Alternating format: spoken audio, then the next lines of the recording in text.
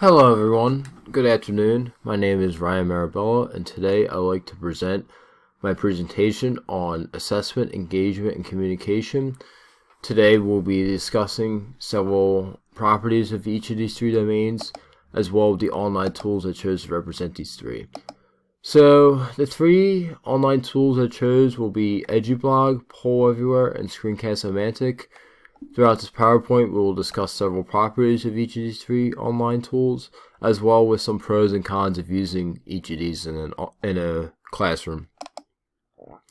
So let's start off by discussing why is communication so important.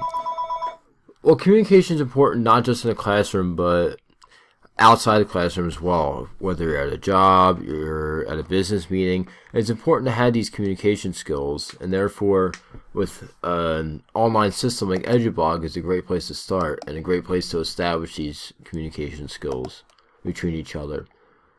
So EduBlog, its purpose is to help those involved in education learn about publishing online and using technology in the classroom.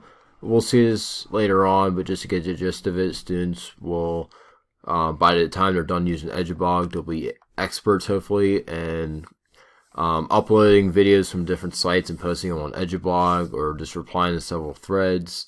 And this will enhance their use of technology and communicating with each other.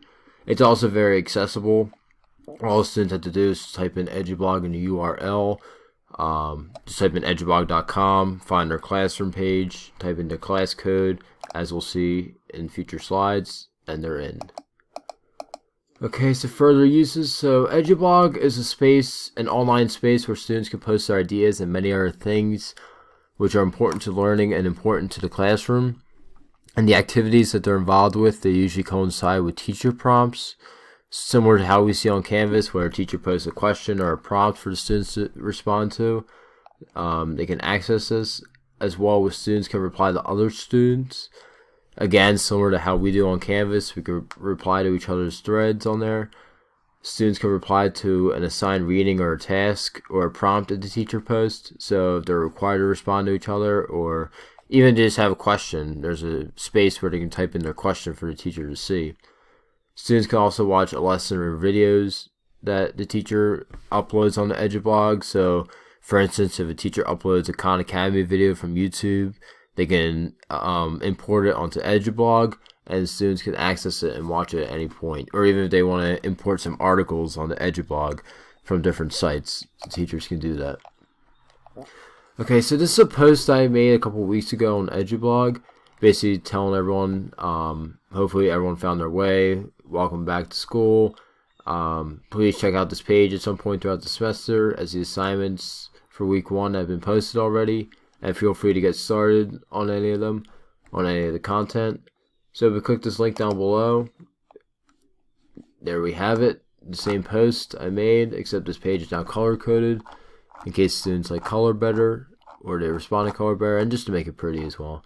But any previous posts, they'll see down here, and any future posts, they'll see up here. So any future assignments I post week 1 content will be up here, and any previous assignments or previous posts they'll see down here. And there's space on the side. They'll just type in their invite code, or if I want to invite students, I can.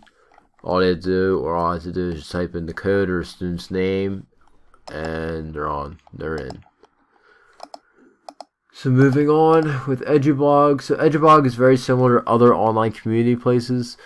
One of the more common ones that we've seen or used is Canvas. It's actually very similar in posting content, posting blogs, and responding to each other. Other similar sites include Teachers Today and Diigo. We saw these two in a presentation a couple weeks ago where the teacher was describing how he implements these two online resources into his classroom. If you just need a refresher, feel free to go back and check on them. I believe all these spaces promote the same goal, and that's to establish an online culture between the students and the teacher. Coming from a student who's used these tools plenty of times, especially Canvas, and I've used EduBlog in the past as well, I've gotten that idea that I've established a culture between the students, or at least established some form of connection between the students, which is hopefully what the students can get at by the time they're done using these softwares. Yeah, so moving on with EduBlog. So it offers a few different tools to cover the variety of learners. Some of these include audio options, so teachers can insert some audio links from outside sources for students who need it. There's also text enhancing and manipulative options, which we'll see on this next slide right here. So I can color code this any color I want. I can enhance, bold, italicize. It's very similar to a word processor, you name it. Insert audio, chat with students. I can insert videos, images, change the visibility status, you name it. Okay, so even though there's some excuse me. Even though there are some positive, or there's a lot of positive examples and usages of EduBlog, there are a couple of drawbacks. One of the biggest ones is that the students using EduBlog, they must upload their videos from an outside source, meaning they can't create videos on EduBlog themselves. It must be imported from an external source. And this shouldn't be too bad as long as students can get used to importing videos from different sources. This should be a piece of cake. And not all students have a computer to access EduBlog, whether it be at home or outside the classroom. So teachers just need to make certain modifications for these situations. So the next topic I'd like to discuss is assessment. So why is assessment so important? It's important to measure the students' understanding, whether it be the understanding of the content or their progression in the course or certain concepts. We've all had assessments in the classes we've taken one way or another, whether they were in a format of an exam, a presentation, a project, a skit, you name it. We've all had some form of assessments in the past. And a tool like Poll Everywhere, which articulates assessments, is actually my favorite tool, the 3 domains. And we'll get more into this in a little bit. So before we go into the meat and potatoes of Poll Everywhere, I just wanted to lay some ground rules of what it's about. So basically the general idea is it transforms one-sided presentations into a two-way conversation with the audience. And we'll see this more on the next slide, in which assesses the audience knowledge. Poll Everywhere is similar to other tools we've seen, such as Kahoot, which is a very engaging and fun online site. If you haven't checked it out, please do. And Swift Polling, which is again just another online polling website that's accessible to anyone who registers. So now here's the meat and potatoes of what Poll Everywhere is about. So it's a tool where the presenter can create questions on the screen and the audience responds on a device, usually a phone or a computer. And these questions, they assess the students. So the teacher can format these questions in a variety of ways, whether it be a multiple choice question or a short answer question. And once the questions are displayed on the student's phone or computer, all they have to do is type in A or click the A option or type in the answer, short answer, and it goes through. And at time, sometimes there's a timestamp, but if there's like 30 seconds left, the students can usually change their answers. So, and teacher can display a chart after the class is done, displaying the audience results. So for instance, if like half the class answer question A, it'll say 50% of the class answer question A, or 20% of the class answer question D, and can see where the students are at. Students can respond to questions, we cover that, and the teacher allows there could be collaboration with one another about certain topics. So here's Poll Everywhere example. I already have it open here to save time. That's not it. This is it right here.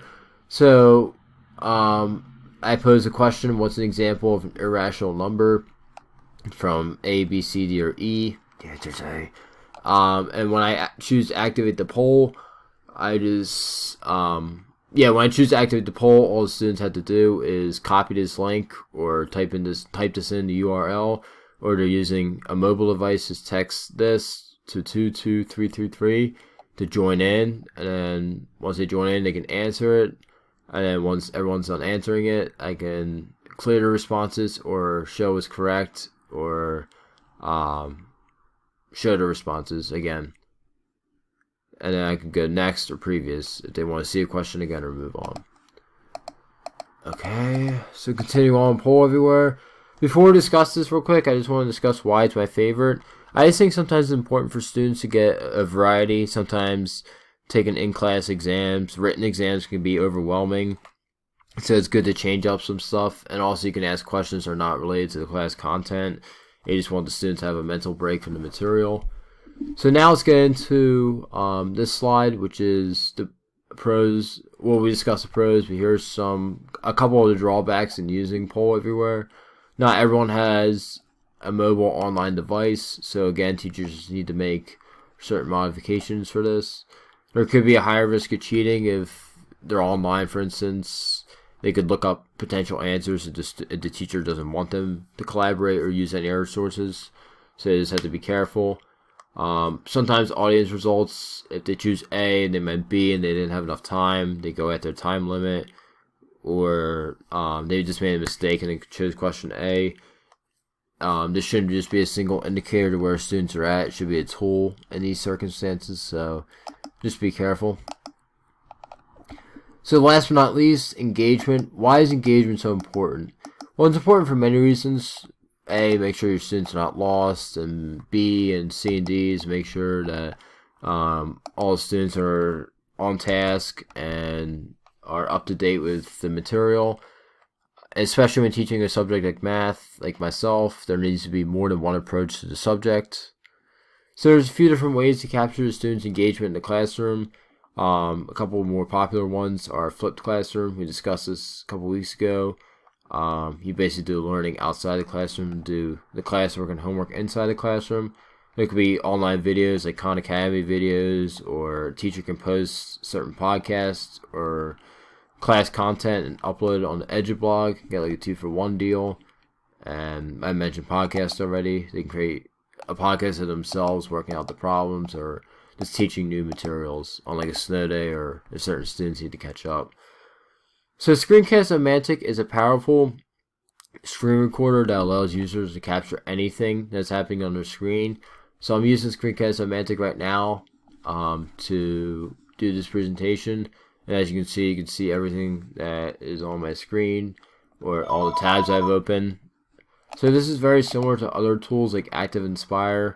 We saw that a couple weeks ago. Another one called ShareX, which is just another podcasting tool, but it allows you to capture almost or anything that's on your screen. So it allows for different applications in the classroom. We mentioned podcasting. Students can record their own videos on how to solve a problem. Teachers can create video tutorials on certain subject matters if they need to, or some students are behind and need to catch up. And teachers can upload videos they create on Screencast-O-Mantic onto other sites, like we've seen before, like onto EduBlog or even iTunes, for instance, if they want to go that far. So it's important that learning is accessible to all. They just have a few different tools to make things easier for certain students. One is that they can customize their videos if it gets too long for them, or they just want to break up the videos, they can. And the higher packages in Screencast-O-Mantic, not the free one, but there's a premium package where it includes drawing tools such as like highlighter and other enhancing options. There's audio systems, so you just record your session and import the audio onto a different site. And I mentioned this plenty of times, but you can upload your work from Screencast-O-Mantic onto another site. Here I took this screen capture earlier this week of Screencast-O-Mantic. This is a website, and there's a user recorder down here. You push play, and it records your video or videos. So even though there's some benefits, there are a couple drawbacks. One is that it requires a Java 1.5 version or later version to install. There are Chromebook options though. Similar to Poll Everywhere, not everyone has an online or mobile device to access this program. And not all the features, like I said before, like the drawing tools, are included in the free package. And last but not least, Screencast-O-Mantic only allows for 15-minute videos for free, or for each video for free, and then afterwards there's a fee. So if a student needs like an hour or a half-hour presentation, they just have to split it up amongst across certain videos. But anyway, thank you for watching. Hope everyone learned something, and until we meet again.